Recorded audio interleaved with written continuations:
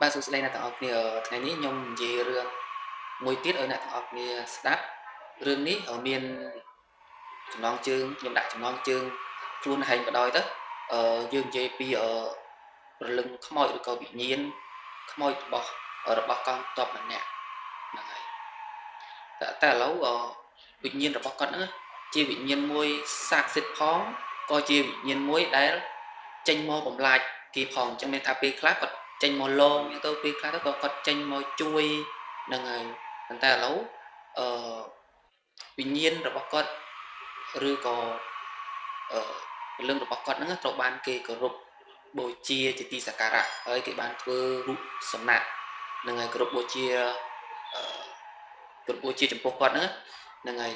ដែលគាត់មានភាពស្មោះត្រង់ស្នេហាជាតិហ្នឹងហើយការពារទឹកដីអញ្ចឹងណាហ្នឹងហើយដល់រងថ្ងៃហ្នឹងអញ្ចឹងខ្ញុំនិយាយពីដំណើរការហេតុអីបានគាត់ស្លាប់អញ្ចឹងហ្នឹងហើយការពីដើមឡើយហ្នឹងគឺឬក៏ថាតាំងពីដំបូងឡើយគេថាគាត់គឺកើតនៅក្នុងគ្រួសារធម្មតាដូចជាយើងអញ្ចឹងប៉ុន្តែគាត់ក៏បានសិក្សារៀនសូត្រទៅគាត់ក៏បានចូលទៅបម្រើការងារនៅក្នុងកងទ័ពហ្នឹងហើយបន្ទាប់មកទៀតគេក៏បានបញ្ជូនគាត់នឹងឲ្យទៅការពារព្រំដែនប្រទេសឥណ្ឌាជាមួយនឹងប្រទេសចិនហើយព្រំដែនឥណ្ឌាចិនទៅគេបញ្ជូនគាត់ទៅដល់ពេលរៀងរាល់យប់ឬក៏រៀងរាល់ពេលថ្ងៃអញ្ចឹងទៅគាត់ដើរល្បាតហ្នឹងហើយប៉ុន្តែភាគច្រើនគាត់ដើរល្បាតពេលយប់ដើរល្បាតទៅប៉ុន្តែស្រាប់តែថ្ងៃមួយហ្នឹងបាត់គាត់មានន័យថានៅក្នុងកងកម្លាំងជួររបស់គាត់ហ្នឹងវាបាត់គាត់អត់ដឹងមកពួកដើរល្បាតរៀងខ្លួនទៅមិនដឹងថាគាត់រអិលជើងអីមួយឬក៏ហេតុការណ៍ណាមួយរកខ្លាស៊ីឬក៏មិននៅក្នុង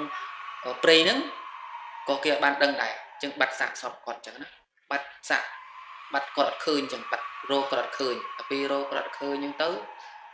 ពេលយប់ឡើងវិញ្ញាណរបស់គាត់ហ្នឹងគឺចេញមកបញ្យល់សពអ្នកដែលជាកងទ័ពដូចគ្នាហ្នឹងប្រាប់ថាសាកសពគាត់នឹងត្រូវបាននៅកន្លែងនេះអញ្ចឹងណាគាត់បានរអិលជើងទៅវាធ្លាក់ចូលទៅក្នុងជ្រោះអញ្ចឹងទៅសាកសពរបស់គាត់នៅកន្លែងនេះអញ្ចឹងណាហ្នឹងហើយក៏វីរៈកងទ័ពទាំងអស់ហ្នឹងក៏បានទៅតាមកាយសពដែលប្រាប់នឹងអញ្ចឹងទៅក៏រកឃើញសាកសពគាត់ហ្នឹងហើយមកធ្វើការបូជាបូអីធម្មតាតាមប្រពៃណីអញ្ចឹងណាប៉ុន្តែបន្ទាប់ពី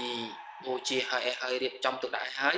ព្រលឹងវិញ្ញាណរបស់គាត់ហ្នឹងគឺអត់ទៅណាទេរបៀបថាគាត់នៅដូចថាមនុស្សយើងធ្លាប់ធ្វើការជាកងទ័ពដើរយឹមល្បាតអីចឹងណាយប់ឡើងគឺគាត់ចេញមកទៅឆ្កែនៅតាមជំរំហ្នឹងលូហ្នឹងដូចរបៀបឃើញខ្មោចចឹងណាហ្នឹងហើយពេលខ្លះទៅគេលឺសម្រាប់ជើងដើរពេលកដាលត្រៀតអីចឹងណាហ្នឹងហើយក៏ពេលខ្លះទៅគាត់មកបញ្យល់សពដូចថាម្នាក់នឹងត្រូវមានគ្រោះមានអីហេតុការណ៍អីកើតឡើងខាងមុខអញ្ចឹងគាត់មកបញ្យល់សពប្រាប់ម្នាក់នឹងអញ្ចឹងទៅពេលខ្លះទៅគាត់ចេញមកលងបន្លាចគ្នាគាត់ដូចរបៀបលេងសើចអីចឹងណាហ្នឹងហើយជាមួយនឹងកងតបគាត់ទៅហើយបើមនុស្សណាអាក្រក់ចឹងទៅគាត់លងបន្លាចធ្វើបាបអីចឹងណាហ្នឹងហើយរឿងហ្នឹងវាមានតែប៉ុណ្្នឹងទេអ្នកនរគ្នាហើយវិញ្ញាណរបស់គាត់ហ្នឹងដូចរបៀបថាជាវិញ្ញាណស័ក្តិសិទ្ធិចឹងហើយឥឡូវហ្នឹងត្រូវបានគេធ្វើជារូបសំណាកមួយហ្នឹងហើយដើម្បីជាទីសក្ការៈដូចរបៀបគេគ្រប់គាត់ដូចជាអ្នកតាអញ្ចឹងហ្នឹងហើយដូចជាអ្នកតាអញ្ចឹងបាទពុទ្ធច្រើនហ្នឹងហើយសម្រាប់រឿងមួយនេះគឺវាមានតែប៉ុណ្្នឹងទេយើងស្ដាប់ទៅវាមិនសូវតែព្រឺព្រួចប្រហែលទេប៉ុន្តែគាត់ថាវាជាហេតុការណ៍មួយដែលវាកើតឡើងពិតដែរនៅក្នុងប្រទេសឥណ្ឌារ